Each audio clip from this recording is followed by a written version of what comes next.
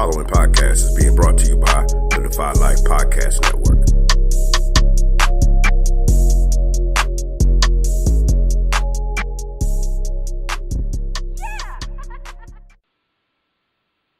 Greetings. This is another Defy Life podcast interview. This is Alvin Glymph. I'm here with my co-host Thomas, and we have the honor of interviewing Dr. Clark. For those who don't know, he's a respected author, public speaker, and just a veteran when it comes to urban education. He's also the founder and CEO of the Wright Public Charter School in D.C. Richard Wright just happened to be one of my favorite authors coming up when I was in school, and actually inspired me when I wrote my novel, just thinking about Richard Wright as a writer. But he's developed a unique safe passage initiative also for his community students called Man the Block, and he's the author of a bestseller, Parents, Where Are You? Kids Are Out of Control. So please check that out, show him some love, and just want to welcome you to the show, my brother, Dr. Clark. Good evening. Good evening. Glad to be here. Yes, sir. Yes, sir. Yes, sir. Pooh, you there, right? I'm here, sir. I'm here. Good. So, Dr. Clark, first, let's just start with tell us about the charter school. Give me I'm someone who works in education. Thomas, he does as well. So love to hear about the focus of your charter school, as well as what got you to start it, what got you to found it. Well, Richard Wright Public Charter School is an 8-year program. We were open our doors in 2011. We actually received the charter in 2010. We were one of only 4 schools to receive a charter that year, the only high school to receive a charter during the 2010 open season, and we've grown tremendously since day one. We've gone from having 0 students to over 300 plus a waiting list to get into our program. We're excited because we have a 5-year program, the only one in the country that has a 5-year high school program beginning with grade 8. Our focus is journalism and media arts, and the reason that we decided to go with that theme is because if you look at the data across the country, you're finding that kids in urban America are not meeting the task academically, and they are falling short behind. And having been a high school principal, I saw 9th graders coming in not really understanding credits, not understanding GPAs and what colleges were looking for, and they were spending 5 years in high school anyway. So we thought it was great to start a program where we would have a 5-year academic scheme that the kids would have 8th grade to actually understand what 9th grade was all about, so that we can close that achievement gap of kids not graduating on time, and close that achievement gap with kids not being prepared for college and not having the proper GPAs they needed to be successful. And so the theme of journalism and media arts comes from the low academic background that our kids typically come to school with, and understanding that we needed to focus on reading skills, because if we could fix reading, then their writing would get better. If you fix reading and writing, then they would develop a voice where they can begin to advocate for their communities one person at a time. And so we came up with that and added it with a twist of 21st century technology, and that's the media arts. You know, we know kids are out and about on their phones, on their Apple Watches, on YouTube and social media, and we wanted to be able to engage in a conversation that they would never get the opportunity to do. And so the stories that you hear at 4, 5, 6 o'clock are always negative about young people, and one of the things that we were able to do is to create an avenue where young people could tell their own story and let them understand, let the world understand that there's only 10% of young people that are creating the negativity that's being broadcast every day, while there's 90% of them that are actually focusing on their future aspirations and endeavors. And we wanted to be able to tell that story through the eyes of the young people, and the young people will have the right to have their voice heard and not camouflaged through other filters that networks and other people will talk about with them. So that's fascinating, and No, it is. Yeah. something that, I think can inspire the young folks in terms of giving them possibilities. I'm curious to know, from public school to charter school, because you mentioned you were a principal. Help me understand some of the differences, or what makes a charter school a little bit more unique to where you would go that route in terms of addressing the ills of trying to improve the achievement gap. Well, I mean, let's face it, our traditional public school systems are busted and broken beyond repair, and the reality is that you needed a new approach. I mean, whenever there's a structure of a home, you take a home that has busted windows and torn out walls, you go in and you would actually try to repair, but as you repair, something else is going to go. You're going to get a hole in the floor, and as you fix the hole in the floor, you're going to have a water leak, and you're always going to continue to try to patch that house up to get it better. Well, that's what we've been doing with these school systems. We've been patching up holes and not really actually constructing the wall again. We've been patching up floors, and we haven't been doing the floors over properly. We've just putting holes. You drive down the street, and you got a pothole that's been filled up. Eventually that hole is going to come back. And so when we look at how did we get to why I wanted to go to charter schools, is because I worked over 15 years in the traditional public school setting, and I saw our kids being used as pawns. I saw broken policies and broken promises. I saw people come and go.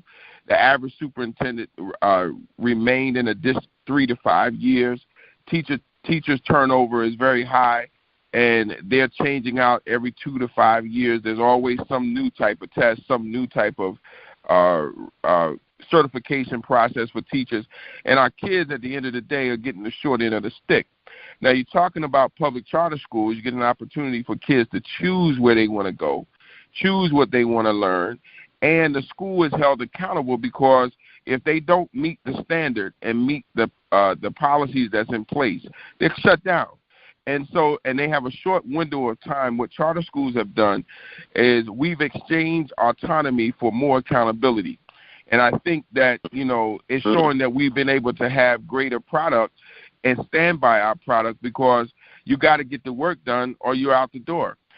Now, the reality is that we've had, particularly in a lot of urban centers, is that we've had schools that just have a name. You have a Booker T. Washington, you have an MLK, you have a Frederick Douglass High School, and typically they're in urban areas that serve black people that are underserved, and the schools remain underserved. The reality is that you could have those schools open just because historically the grandmother went there, the grandfather went there, the uncle, the aunt, the brothers and sisters, but then that school has never, ever received progress, other than maybe they've won some basketball or football state championships, but no championships in academics. When you look at charter schools, we're always reigning champions in academics, because that is the requirement with the accountability that we have.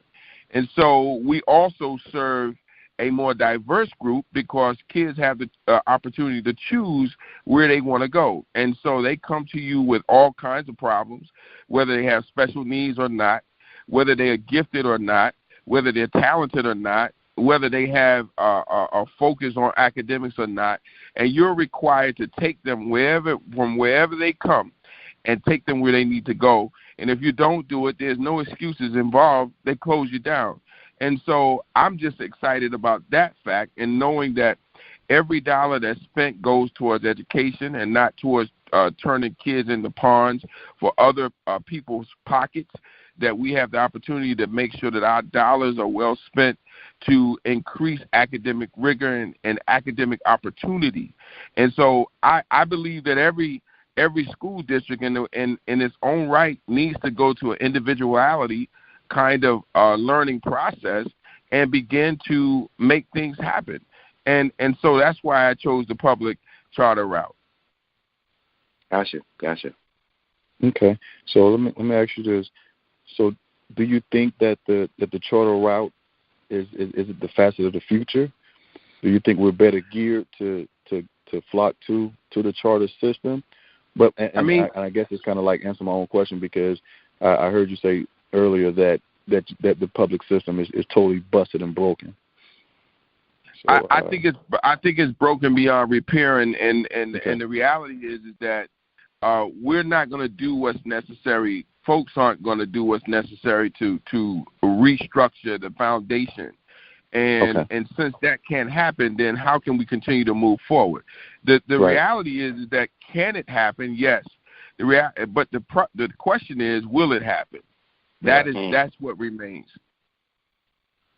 Wow, I got you. They're just not willing to do, A through Z to get it done. Right. Okay. So you mentioned accountability, Dr. Clark, and that's something, to be honest, I have, my brother has been involved in charter schools in D.C. for decades, right? So over that course of time, me being a data outcome dude, I definitely have had some pushback to him to say, and not in reference to D.C., but just at the time, my understanding of the charter schools is that many were not held to the same standard as some of the public schools. So I'm wondering if you could just share, like in terms of your accountability currently, is it the same data that public schools are measured by? Is it unique data? How does that process work? I'm going to try to. I'm sorry. I'm going to have to dispel you, my brother, that the charter schools are held to more of an accountability state than the traditional public schools. I mean, the reality is that we have a short window to get things done, or they close us down.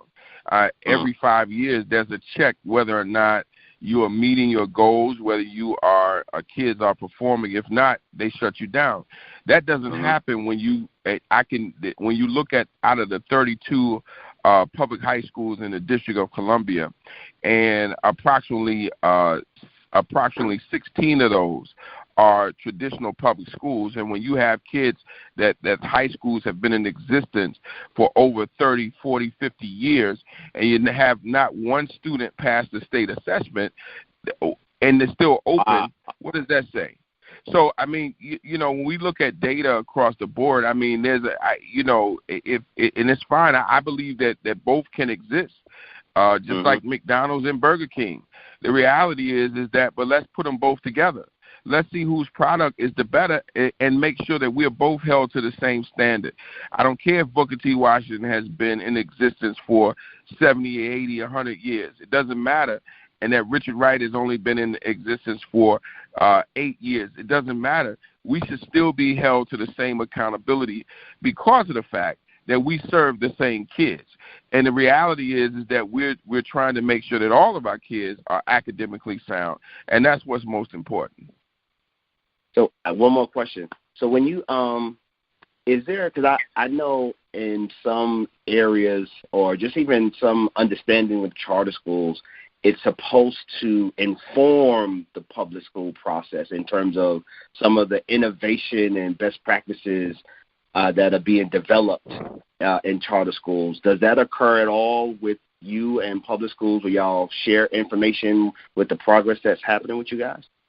I can't speak to the sharing of that. Not quite sure exactly how you share information. It's public, and everybody understands what the reality is of the data. The data is shared through everybody, and so we have the opportunity to look and compare as to what's going on in each place. I mean, so not necessarily data. Not necessarily the data, Dr. Clark. I'm talking about just in terms of your strategies. You know what I mean? Like, so when you are when you have the ability to incubate strategies in a charter school, I guess I was just wondering, do charter schools, I'm not even talking, just generally speaking, do they ever share those lessons learned in terms of this is how you get parents in the door? Maybe the point is it's not rocket science, it's just about will. Maybe y'all are just willing to do what it takes. But I guess I'm just wondering, does that sharing of information occur? Not data, just strategies. Well, there is no structural are designed to say that we would share, but colleagues are sharing best practices consistently all the time. And, cool. There's no formal thing in place that requires that or where that actually happens, but educators always share.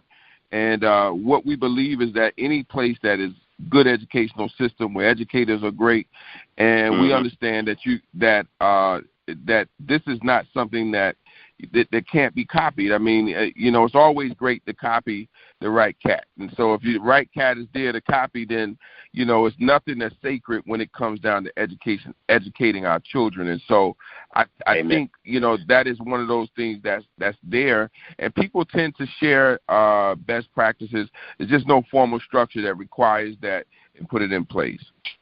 I got you. Thank you. Okay. I just want to let me shift gears for a moment. So let me ask you this: so to obtain the most hungry, creative educators, like are you guys able? Is the charter system able to compete with the larger school districts on those type educators' wages? Like, are they be able to compensate it the same, or do they have to come in and work for less, or what? How does that work, Dr. Clark? I stand charter schools strong. I mean, we have more accountability than typically traditional schools. I mean, you have to understand, the salary is higher for traditional public schools, which we think is unfair. We're required to do more with less. That we have to get done with less money. Our teachers, our administrators make less than the traditional public school system, but we have a stronger accountability system. We boldly say that without an issue because that is the reality. We serve the same children. We are required to educate the same children because children are choosing our schools by choice. If they didn't want to come there, they could go to the traditional public schools and they would still have to receive a proper education. So the reality is, yes, charter schools are not funded at the same level as traditional public schools.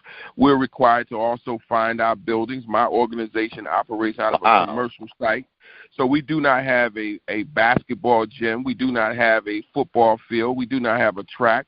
But yet and still we have a football team and we have a basketball team and we have a track team because we make things happen based on what we have. Our kids in the track team are running around the sidewalk each night around the building and making it into a track. Our football team is practicing in a dog park where people typically go walk their dogs to be able to have some type of football entity. We have our basketball team that's in a multi-purpose room that is about a size of a half court of the gym, but when we're doing all we can to stay in shape to make that happen, but we get it done. And we make no excuses about it, So, I mean, the reality is that when we look at what's happening with traditional schools and public schools, we're in a crisis. And let's just say this as a holistic piece. We could talk on and on about the differences between the two schools.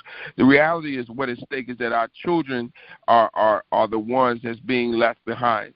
And America and our communities have to do better with putting money into education and making sure that our parents are involved and that our parents are held responsible for ensuring that kids show up in kindergarten knowing their 1, 2, 3s and their ABCs, that there's an accountability piece that we need to focus on to get our systems ramped up so that we can do a better job of educating our kids. And yes, we know money's not going to come. What happens when there's a government shutdown? Kids still need to be educated. And so we need to make sure that these vices are in place. The difference, we can go back and forth about the differences. And I'm sure that, there's a lot of things, but the difference in everything, there's one thing that's constant, is that we need the parents to start voicing their opinions. School systems and charter schools would not have such a big margin of difference if parents were advocating for the right things.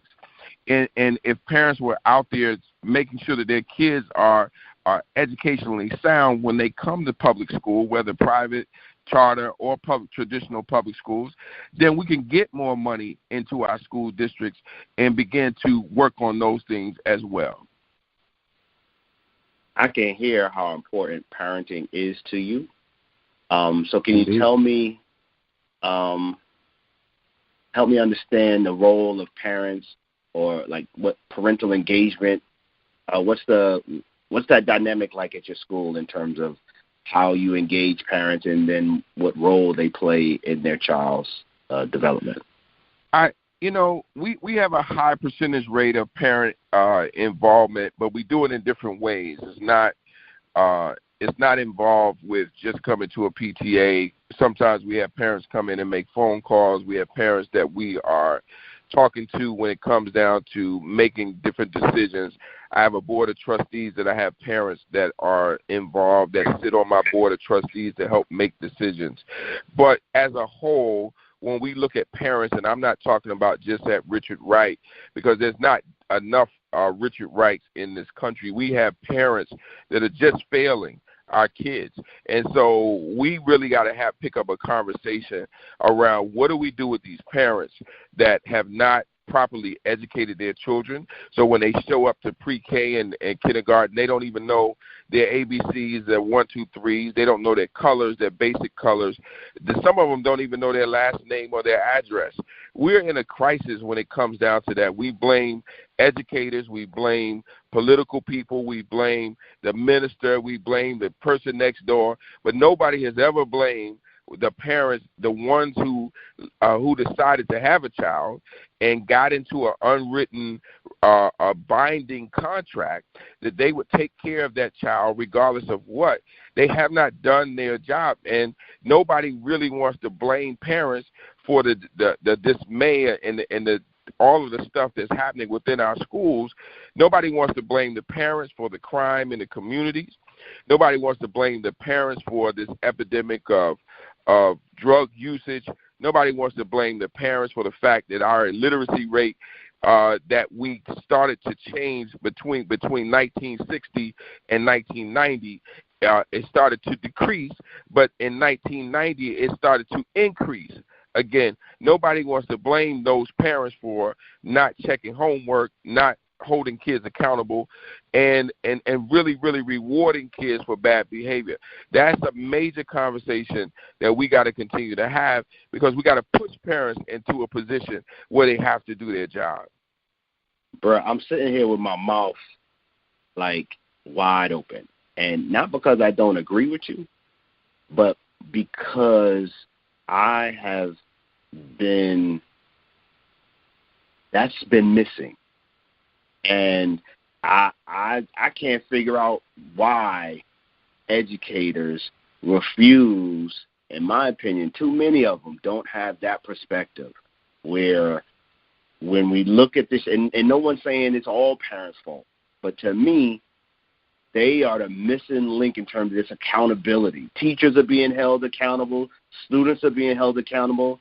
Man, even the community is being held accountable. Parents seem to get a pass a lot of times, and it's just refreshing, honestly, to hear that perspective of a leader in a school, in a community, to hold some of our parents who aren't doing the job accountable. Because what tends to happen then is the burden falls on the other adults in the community to try to raise those kids. And so it's just, like I said, my mouth is wide open, but it's refreshing to hear someone with that perspective. Yeah, it was. Yeah, that was great. So I want to, and I totally agree with the parents. But I want to shift gears for a second, Dr. Clark, and it's just every word you spoken was with complete passion, and I was just lingering on the edge of my seat about what are you about to say next. But I just want to know what was the moment when you realized, what, I want to just serve this lifelong quest for education, because that's what it sounds like you're doing. So what was that moment? I think it's just when I just looked at the educational realm as a whole and began to see what was happening with our communities, and beginning to understand that, initially my initial thought is I wanted to be an attorney. I wanted to be this juvenile to work with juveniles in the court systems to keep them from, to hopefully not allow them to go to jail or get them on probation. I had this whole concept, but then something struck me to just kind of look at the fact that if we can educate them, then they won't even need an attorney. They won't need a person to keep them out of this situation. And so if we can stop with the buck stopping at school, then we could get some things done. And so I continued to do the work and realized that that was my calling, to work with young people to move forward. But then I've run into another rock in a hard place of understanding that educators can do all they can and understand that they are with those kids typically 40 to 50 hours a week, and sometimes even more than that. But what happens is that if they're with them 10 hours a day, then there's another 14 hours that they're not with them. And so that within that 14 hours, if I give you all the best and train you well and you do all you have to do, when you go back into the 14 hours, then you learn and pick up bad behaviors that you bring back. And each day, these people are working again, trying to figure out how to undo what they already did the day before. And so I've been at this crossroad of working hard to try to see that. But that's when I recognized that there was a clear situation that was going on, because kids that have opportunities and people who are educated, they're not out on the street corners. The people who have education have options. So if you have an option, that's not something that you're looking to do. The reason our crime is going up is because the illiteracy rate is going up. And, and there's a direct correlation, but people start to think that crime goes up, you need more police. That's not what you need. You need people who are educated with options in order to say, that's not what for me anymore, to make a choice. And right now, people are making choices because it's social Darwinism that says survival of the fittest. And survival of the fittest is what I started to see in these young people who were trying to get things done, and they were competing with the trinkets and the flashy things of the street, and they realized that I already can't read and I already can't write. So it's an easy way for me to get what I need is to go out in the streets and create issues. And by doing that, and nobody in the school is going to stand around and be strong enough to make it happen. So I put myself on the line to see if I could save some lives. In the beginning of my career, I used to think that I could save everybody. And, as years has passed by, I recognize I can't save everybody, but I can do my best to try to save as many as I can. And in the middle of that, hoping that we would continue to build a bridge for those individuals that I work with that accomplish, that they would go back and try to be a bridge builder for those behind them. So who has inspired you? Who are some of the people that have kind of got that fire lit in you to be the leader that you are now? I have several mentors, man. I would hate to just name one or two just because I wouldn't want to leave anybody out. But I will say this about the one mentor that inspired me and when I was in college, and his name is Dr. Johnny Wilson, who is my hero. He is the guy, in my opinion, that helped me stay on the right trajectory in college, that helped me and shape me and mold me, because I thought this guy was so super phenomenal, brilliant. Seemed like every question you asked him, he always had an answer. And so for me, he was my inspiration in academics that got me there. And along the way, there's been so many mentors that I have consistently, because as a leader, and even though I'm a seasoned veteran in education, I still have mentors that help guide and direct some of my thinking and my decisions when it comes down to making some very tough choices and things that I have to do to work for people. Mentors are so involved, and any leader or anybody that has aspirations needs mentors, and not just one. Okay. All right. Well, I have I live by a motto, and I guess it goes, you have to sacrifice the few for the good of the many. What's the motto that you live by, Dr. Clark? my motto is you can't be the person who's determined to win. And so when you're up against obstacles consistently, and that's my motto, because I've had a lot of challenges in my life that I have refused to lose. I just have a winning mentality. I wake up feeling like a champ. I go to sleep feeling like a champ. In the middle of my dreams, I feel like a champ. There's never a moment in my life when I feel like I can't win. I'm a champion, and I'm a champion, and I'm going to be a champion until I leave this earth. And when I finish, somebody's going to say that he was a champion in everything that he tried to do, because I refused to lose. And that's the reality. It was that when I played sports. It was that when I was hanging in the street. It was that when I decided that I was going to get my academic stuff together. I've been a champion my whole life, and that's my attitude. That's dope, man. So you never lost a game. You just ran out of time. Listen, I am undefeated. I am undefeated. All right? I'm undefeated. You know, the reality is that even if I lose some, I still won. And that's my reality. I never, ever have been in a losing situation. I tell you, that's just my mode. That's the way that's what I live by. If I put my mind to it, it's nothing that I'm not going to be able to achieve. And I have the resilience to know that it may not happen today and it may not happen tomorrow, but it's going to happen. And so I just have to stay with it to make that happen. I told you, we were one of 4 schools that were accepted for to open our charter. And I want you to understand there were 120 applications, and the road to that wasn't easy. We started our school in a cold garage writing an application with a few other great individuals I had with me that sat down, and we worked night and day, 7 days a week, working on an application because we were determined. And we had a couple people along the way that said, I don't know about that moment, that application. I don't know that journalism and media arts is going to be the thing. Well, you know, they were like, well, you know, STEM is the way to go. Everybody needs science and math and all of that. And I said, well, you can't do science and math without being able to read and write. And if we look at now what you guys are doing, journalism, when you look at what's going on in the news every day when we watch with this administration, journalism, when you look at what's happening with social media and all of that, media arts, everything that I believed in was going to happen to come to fruition, and we were ahead of the game. I like what Sigmund Freud said, people just didn't understand me until I got it right and showed them.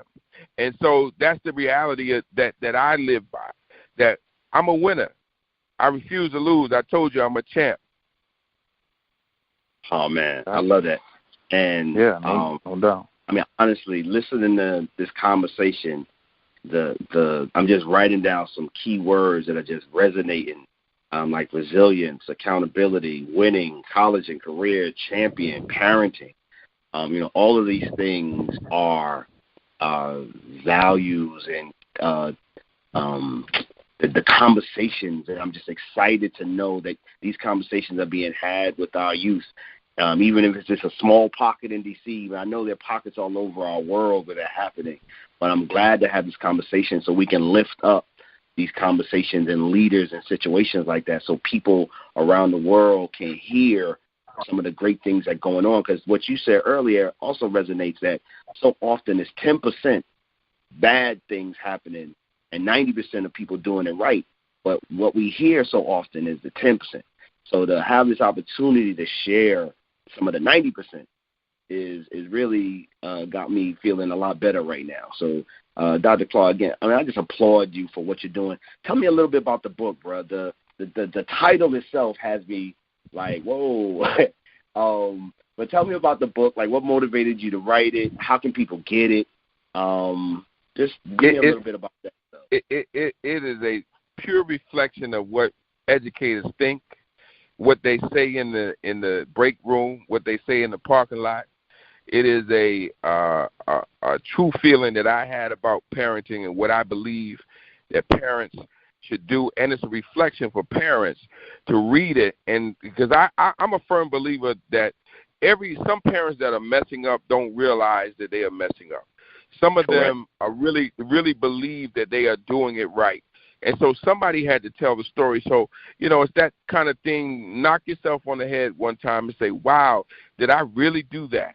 And when, just like when we think back in our younger years, we wonder, like, I can't believe I did that, and so this is a open dialogue with parents, really trying to shake them and wake them up to say, listen, do you really realize that you're being a good parent, but when your child gets suspended, you can't buy them Jordan. You can't buy them the latest iPhone and then send them back to school because they never learn from the mistakes that they made. You can't be a parent that refuses to punish the child, even though you love them and it hurts you to punish them. You can't be afraid to punish them. You can't be the parent that needs to show off with everything that you buy your child just so you can make other people think that you're the greatest parent. And you really don't have the money to do it, but you want it to shine so that other people will think that way. In this book, I'm talking about all of that. It's okay for your child to not get $200 sneakers, but maybe get $75 sneakers, because at the end of the day, both of them are just rubber and glue. It's okay for your child not to get every new phone that comes out, because the reality is that a new one is going to come out every year. It's okay for those things to happen, and it's all right to chastise your child sometimes and put them on punishment.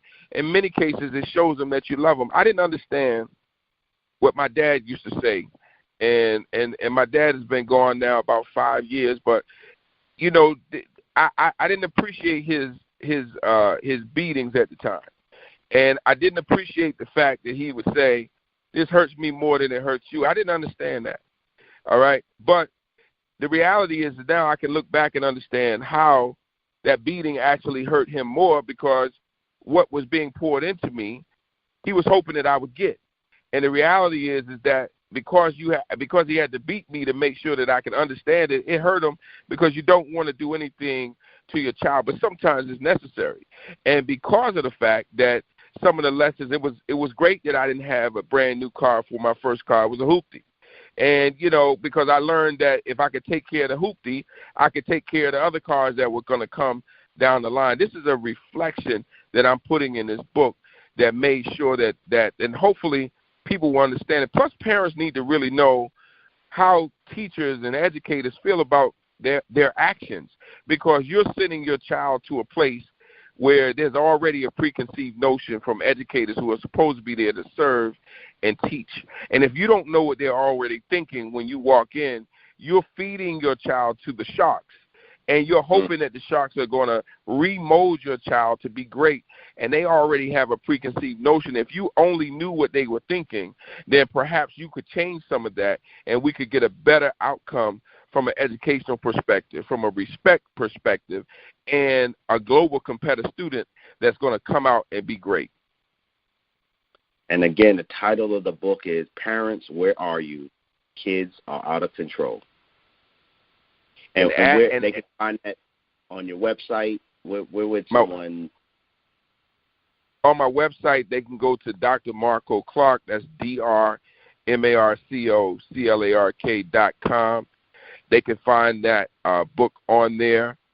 It's a very easy read. It's a short read, and it's straight to the point. The book is written to talk to you as you read. It's something that you can. It's going to talk to you as you go through the book and read the book. That's what's up. Thank you. I'm gonna make sure I give that to a couple of young parents I know, and I'm thinking of who might want to read this book. So I'm gonna cop a couple very soon. All right. That was definitely dope. Okay, Dr. Clark, if you don't mind, can we just get a few questions? If you have a little bit more time left, can we get a few more questions in to learn more about you, to I guess understand and what type of person you are? Do you mind if we do a little bit of that? Sure. All right. So it's a little icebreaker or whatnot, but okay, this is what we're gonna do, and Mr. Alvin and I, we're gonna try to figure it out. Okay. What we're going to do is you're going to give us, it's called two truths and a lie, right? So you give us two things that's true about you and one that's totally false. And we're gonna try to figure out which one is the false one. All right. On you, whenever you're ready. Two truths about me. Okay. No, I mean we can't know now. We can't know which one. No. I got you. Okay. My favorite color is blue. Okay. I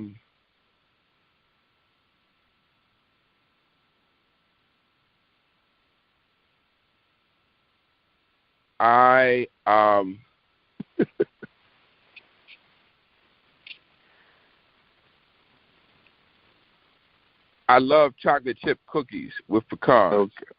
Okay. With pecans. And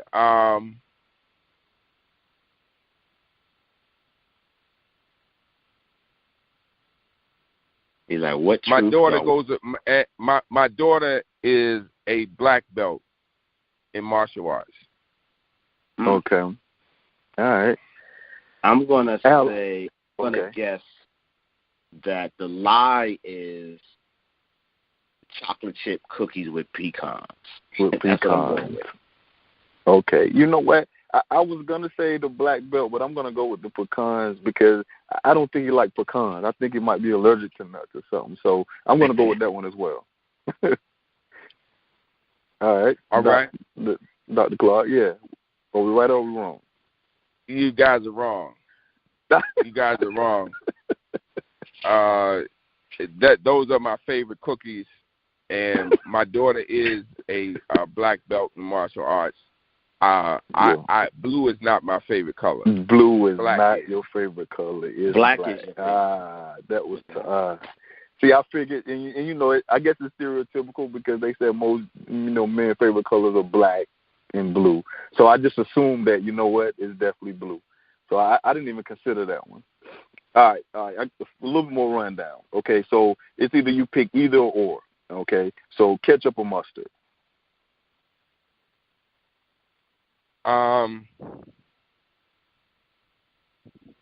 Mustard. Lemonade or tea? Tea. Suspense movies or drama movies? Drama. Drive or fly? Fly. Okay, more your mind state, Malcolm X or Martin Luther King Jr.?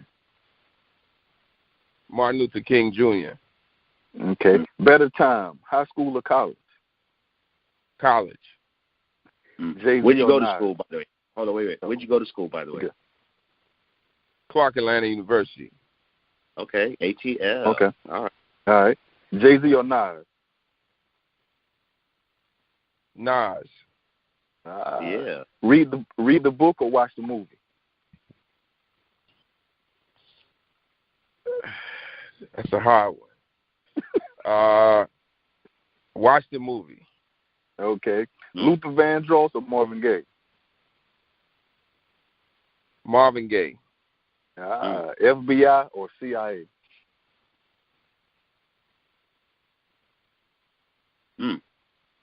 FBI. FBI. Oh, okay. All right. Okay, that's cool. It was just a little rundown. We just wanted to see, which way your brain went. All right. So I guess we want to end one final question for me, and we the Defy Life podcast. So can we get your official statement on how Dr. Marco Clark, how do you defy life? How do I define life? How do you define life? Wait, I'm not hearing you. You said life? Life, L-I-F-E. How do you defy life? How do I defy it? Yes. Defy it or define? Defy, D-E-F. Defy.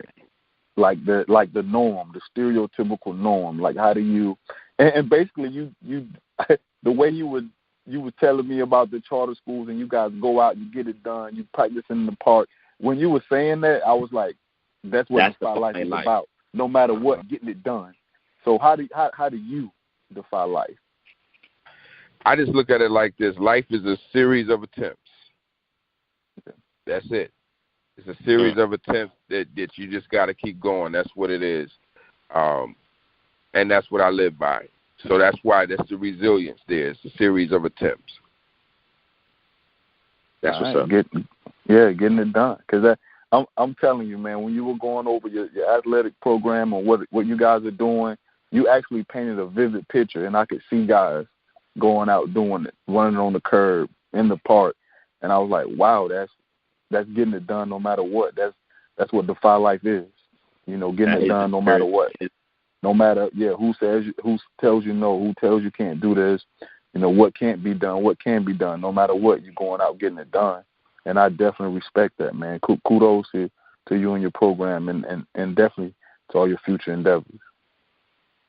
I appreciate it. I appreciate it. People get in touch with you, brother, because I know in terms of you being a speaker and just getting more information, what's the best way for our listeners to reach out and just keep in touch and just learn more about you? Well, they can follow me on Instagram at Dr. Marco Clark. I can be followed on Facebook at Dr. Marco Clark. They can follow me on Twitter at Dr. Marco Clark. They can go to my website to purchase the book, drmarcoclark.com, drmarcoclark.com, or they can reach me at 860-997-6802. That's what's up. Well, Pooh, you got anything else, sir? Nah, that's it, man. It's been definitely. It's been a great conversation. Definitely motivating because I work in the middle school sector, and I also worked in kindergarten for several years, and everything you said about guys, children coming to school, read, write. I mean, you can kind of expect in a kindergarten, but not even knowing your last name, your mother name, you ask your mom name, they say mom. They ask dad name, Big Al. They don't even know their names. No pun intended, Al. But I definitely see where you're coming from, man, and I definitely respect everything you're doing. I appreciate the work you guys are doing, man. Keep it up. We need your voice to continue to put the word out there, man, that we're trying to make change. And I'm proud that there's some black men doing it.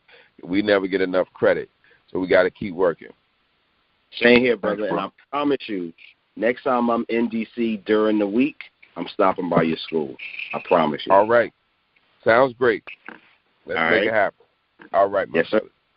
All right. Have a good day. Have a good weekend. Enjoy your King weekend. All right, you too. All right, Defy Life. Defy Life.